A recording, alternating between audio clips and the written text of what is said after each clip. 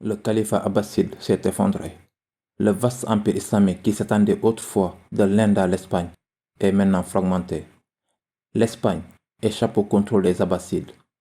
L'Égypte est reprise par la dynastie fatimide. Et les frontières nord sont sous le contrôle de Seljouk. Même une partie du Levant et la Terre Sainte sont perdues aux forces des croisés chrétiens.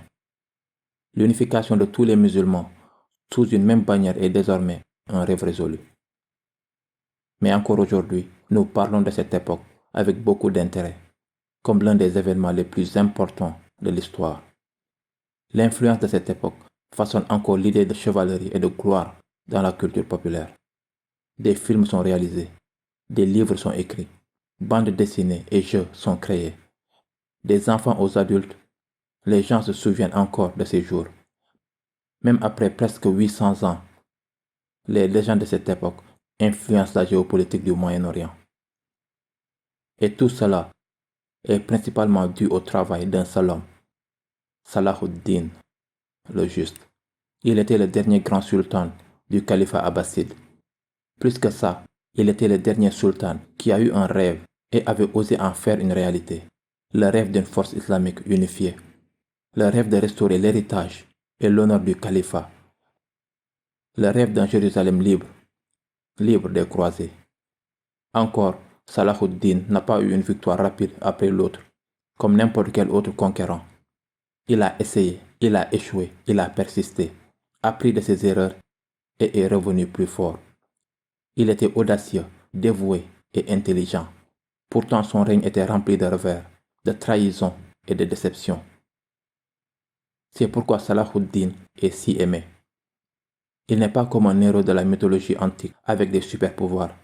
Il était plutôt un humain, de chair et d'os. Il est un héros, non pas parce qu'il était l'élu, plutôt parce qu'il était assez courageux pour en être un. Il s'est choisi lui-même pour devenir le seul. Comme nous plongeons dans sa vie dans les prochaines semaines, nous verrons comment ce héros a été forgé dans la difficulté et le courage. Dans l'année 1149, un jeune garçon de 10 ans nommé Yusuf ibn Ayyub jouait dans la cour de sa maison. Tout à coup, il a entendu un appel du minaret de la mosquée. Le sultan zengide, Nur ad-Din Zengi, est retourné victorieux après une bataille décisive contre les croisés en Edessa. Edessa est désormais une partie de la dynastie zengide islamique. Entendant ces nouvelles, les gens inondent les rues dans le cortège de la victoire. La bravure et la louange de Nur ad-Din sont sur toutes les langues. Le jeune Youssouf rejoint aussi le mouvement. Cet événement aura un effet éternel sur son jeune esprit. Combattre les croisés et ramener la gloire perdue des musulmans fixera le cours de sa vie. Le jeune Youssouf grandira un jour pour être reconnu comme Salah ad-Din. À l'âge de 15 ans, Salah ad-Din déménage à Damascus avec sa famille pour finir ses études. Damascus était donc la capitale de la dynastie zengide, siège de Nur ad-Din. Salah ad-Din rejoint une madrasa à Damascus. Nous pensons à une madrasa comme une lycée à l'ère moderne. Salah ad-Din commença à étudier la géométrie, l'algèbre, la géographie, aussi bien que le Coran et d'autres domaines des études islamiques. En même temps, il a été pris sous le mentorat de son oncle, Asad ad-Din Shirkuh. Shirkuh était un général sous Nur ad-Din. Il était un homme solidement bâti, un guerrier aguerri. Il a perdu un de ses yeux dans une guerre et portait donc un patch. Ceci faisait de lui un personnage imposant. Sous le mentorat de Shirkuh, Salah ad-Din commence à apprendre les tactiques militaires et l'escrime.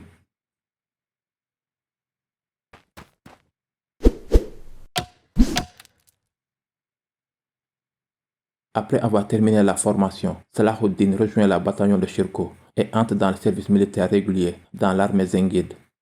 Le temps est venu pour Salah ad-Din d'être au service de son héros d'enfance, Nur ad-Din. Pendant ce temps en Égypte, une lutte de pouvoir a éclaté entre deux vizirs du califat fatimide. Les Fatimides étaient une dynastie chiite et les Abbassides étaient sunnites. Sunnites et chiites sont les deux principales dénominations de l'islam. Historiquement, les deux dynasties sont des rivaux. Bref, retour en Égypte. Les deux vizirs qui essayaient d'être en fait le gouverneur de l'Égypte étaient Sharwan et Dirham. Sharwan a été chassé d'Égypte par son rival Dirham. Sharwan a demandé de l'aide à Nur ad-Din. Alors en 1163, Nur ad-Din envoie une armée sous le commandement de Shirkuh en Égypte. Salahuddin rejoint aussi l'armée sous le commandement de son oncle. Salahuddin n'a joué aucun rôle majeur à ce stade, mais les événements qui sont sur le point de se dérouler seront ses premières vraies leçons en tactique militaire et politique. Alors nous examinerons ces événements pour comprendre comment le décor a été planté pour Salahuddin. Avec l'aide des prouesses militaires de Shirkuh, Sharwan a été réintégré comme le grand vizir d'Égypte. Shirkuh a gardé son armée près du Caire pour soutenir la règle de Sharwan, mais comme le temps passait, par la présence d'une armée sunnie au cœur de la dynastie chiite, commençait à créer des frictions politiques dans la cour fatimide. Sharwan était sous une grande pression pour conduire l'armée zengide hors de l'Égypte, mais il les avait lui-même invités, et sans le soutien de cette armée, ça ne sera pas possible pour lui de conserver le pouvoir. Alors Sharwan a commencé à magasiner pour un nouveau allié. Entre la frontière de l'Égypte fatimide et le Levant zengide se tient le royaume de Jérusalem, un état des croisés sous le règne d'Amalric. Sharwan établit une alliance secrète avec Amalric et complota pour attaquer l'armée zengide des deux côtés. Shirkuh et son armée étaient stationnés dans un endroit appelé Bilbis. Ils étaient attaqués par Amalric du nord-est et par Sharwan du sud-ouest. Cette trahison a mis l'armée zengide dans une situation critique. Il n'était pas assez fort pour percer les lignes des croisés pour se retirer en Syrie. Il ne pouvait pas non plus se replier au Caire à cause de la trahison de Sharwan. Ne voyant aucune autre option pour sauver cette armée, Shirkuh envoya un message à Nur ad-Din pour de l'aide. Nur ad-Din était enragé par la trahison. Il avait envoyé son armée de bonne foi pour aider son allié en Égypte. Mais ce même allié avait maintenant comploté pour détruire son armée par l'aide des croisés. Comment Sharwan ose-t-il trahir la confiance de Nur ad-Din? Pourtant Nur ad-Din était un souverain intelligent. Il n'a pas agi dans la précipitation. Son objectif principal maintenant était de sauver l'un de ses généraux les plus éminents et son armée. Il ne pouvait pas laisser son armée être détruite par les croisés.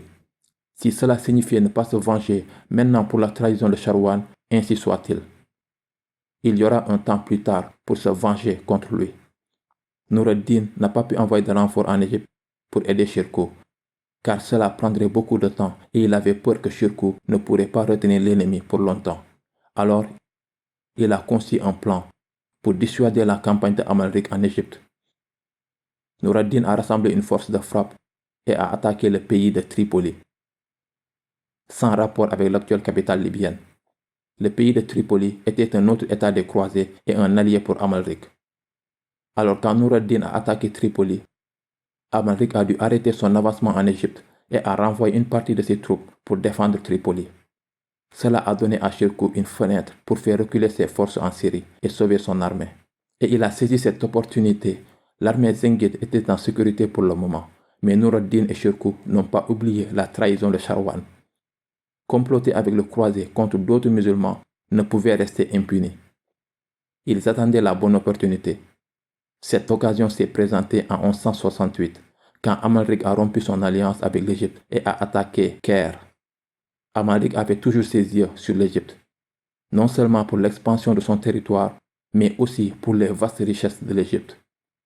Le faible pouvoir de Sharwan lui a donné la chance parfaite pour attaquer. Amalric rassembla sa force navale et navigua vers le Caire par le delta du Nil. L'Égypte était trop faible pour se défendre sous le règne de Sharwan. Alors le califat fatimide, Al-Adid, a supplié Nur ad-Din de venir et porter secours à l'Égypte. Cela était le moment que Nur ad-Din attendait. Toutes ces années de patience, pour le doux goût de la vengeance, ont enfin payé. S'ils entrent en Égypte maintenant en tant que force libératrice, ils auraient le soutien des gens d'Égypte pour déloger Sharwan. Et en bonus, ils pourront aussi vaincre les croisés dans une autre bataille. Alors les Zengides, sous le commandement de Shirkuh, ont marché en Égypte. Salahuddin a également rejoint l'expédition, cette fois en tant que commandant d'un bataillon de l'armée. Les Zengides et les croisés se sont retrouvés face à face à un endroit appelé Al-Babin, ouest de Giza, près de la frontière désertique du Nil. Les Zengides ont choisi cet endroit intentionnellement pour un avantage stratégique qui deviendra évident après, au cours de la bataille. Pour le moment, Salahuddin a pris contrôle de l'aile droite de l'armée. et Shirkuh a pris le commandement central. L'armée des croisés était plus nombreuse et plus forte en armes que les Zengides. Alors Shirkuh et Salahuddin ont commencé à discuter d'une stratégie de combat pour rendre inefficaces les avantages des croisés. Ils ont mis au point un plan intelligent. Salahuddin se fera passer pour le commandement central de l'armée et prétendra que ses soldats étaient le contingent central. Shirkuh n'a pas posté toutes ses troupes sur le champ de bataille et cacha une partie derrière les dunes, dans le désert. Comme les croisés n'ont pas réalisé le plan, ils ont chargé de toute leur force vers la force centrale zengide. Cela était le moment que Salahuddin a préparé durant toute sa vie militaire.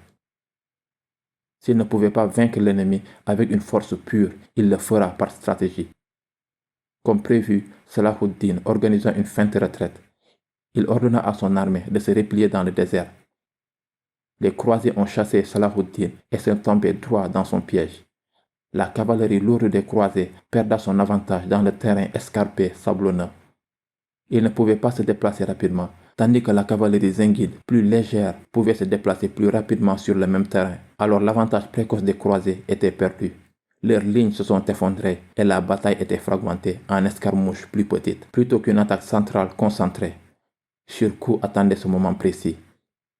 Il prit sa force de réserve et retourna à l'offensive, et en même temps Salahuddin s'était retourné avec sa force et lança une contre-attaque de l'autre côté. Coincé entre les deux attaques, l'armée des croisés fut complètement écrasée. Ceci était le premier signe du génie militaire de Salahuddin, son premier avant-goût de la victoire contre les croisés. Désormais, Salahuddin n'est plus un spectateur. Il a maintenant un rôle actif à jouer. Le jeune homme inspiré par les récits des défaites des croisés est maintenant capable de vaincre les croisés à lui seul. Rejoignez-nous la prochaine fois où nous explorerons les premières années de Salahuddin dans l'administration et sa carrière militaire. Comme il est devenu le grand vizir, il protégea encore l'Égypte d'une autre attaque des croisés, renforça la nation et devint finalement le sultan de l'Égypte.